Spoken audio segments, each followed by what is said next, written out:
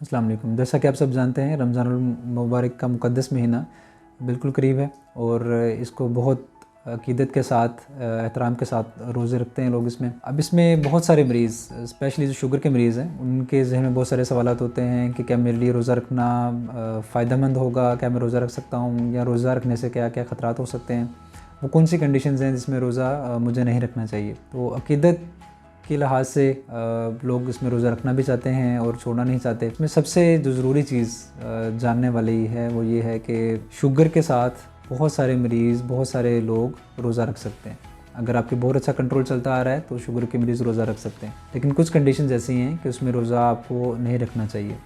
बिल्कुल ये एक ऐसा उज़र है कि जिससे आपकी जान को ख़तरा हो या आपका मर्ज़ बढ़ जाए, उसमें अल्लाह ताला ने आपको छूट दी हुई है कि अपनी जान के साथ जुल्म ना करें और आप रोज़ा सूरत हाल में छोड़ सकते हैं। कुछ चीज़ें ऐसी मैं बताऊँगा कि जिसके ज़रिए आप बहुत अच्छा कंट्रोल करके अपनी शुगर को बेहतर कर सकते हैं। कुछ लोगों की मेडिसिन जो है वो कम हो जाती है इवन।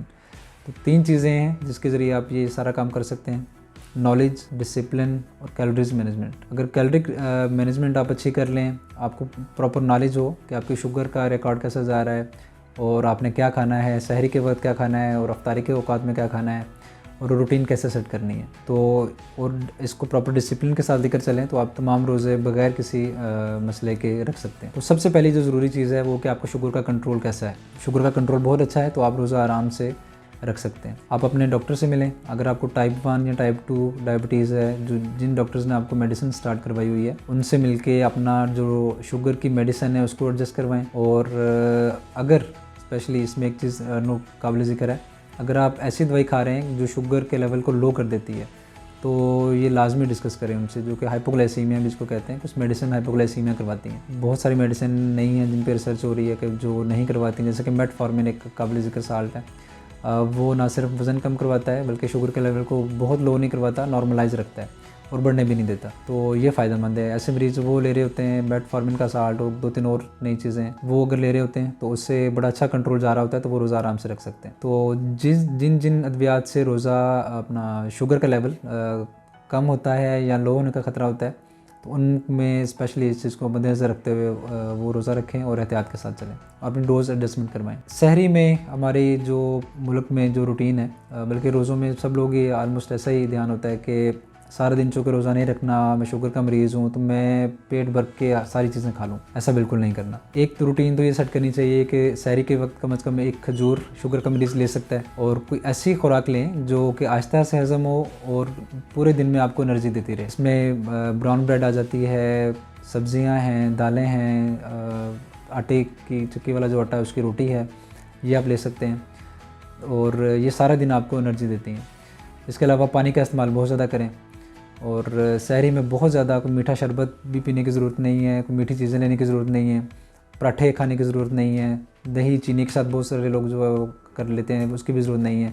अलबत्ता बिल्कुल सादा दही और लस्सी वो है वो पी सकते हैं। तो एक तो ये चीज़ होगी, सहरी के वक्त इन चीज़ों का एहतमाम किया जाए और बाकी नमाज और इबादत भी अपने हिसाब से, जिसमें आपको बहुत ज़्यादा थकन ना हो, उस हिसाब से आप वो भी करें और कोई स्ट्रेनस एक्टिविटी रोज़े में ऐसी ना करें जिससे आपको डिहाइड्रेशन या शुगर लो होने का चांस हो। इसके बाद अफ्तारी का जो है वो टाइम आता है। अफ्तार के वक्त में बहुत सारे लोग जो हैं सारे दिन के चूँकि भूखे होते हैं, तो असर के बाद ये हाइपोग्लाइसीमिया का स्पेल चलने का ख़तरा होता है कि हाइपोग्लाइसीमिया आपको अराउंड जो अफ्तार का टाइम है उसमें खदशा होता है। शुगर के जो मरीज़ हैं वो रोज़े के दौरान अपनी शुगर बार बार चेक कर सकते हैं।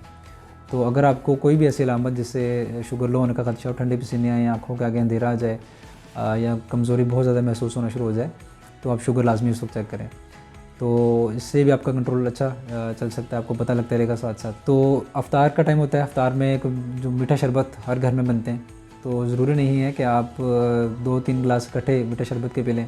पानी से रोज़ा अफ्तार करें और या 1 गिलास जो शरबत का है उसमें आधा गिलास डालें और आधा गिलास पानी डाल के डाइल्यूट करके 1 गिलास शुगर का मरीज़ आराम से ले सकते हैं। इसके बाद खजूर ले सकते हैं, अपनी रोटी जो है वो खा सकते हैं, फिर नमाज़ पढ़ें और तरावी से पहले खाना खा लें और तरावी जो है वो पढ़ें और उसके बाद हल्की फुल्की कोई ना कोई चीज़ लाजमी खाते रहें, जिसमें फ्रूट्स आ जाते हैं।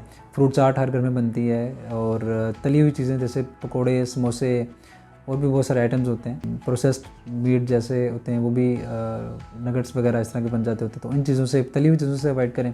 फ्रूट चाट लाजमी खाएँ, इससे ये कि फ़ाइबर भी मिलेगा और बहुत सारे विटामिन्स भी आपको नेचुरली आपको मिल सकते हैं।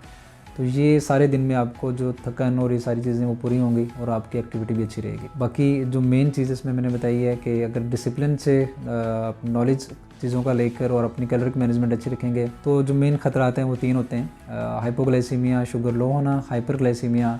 अगर आप बहुत ज़्यादा खाएँगे इफ्तार में, सहर में, तो शुगर बहुत ज़्यादा हाई भी रह सकती है। उसके अपने खतरात हैं, वो हम मज़ीद चंद वीडियोस में इसके बारे में हम आपको बताएंगे।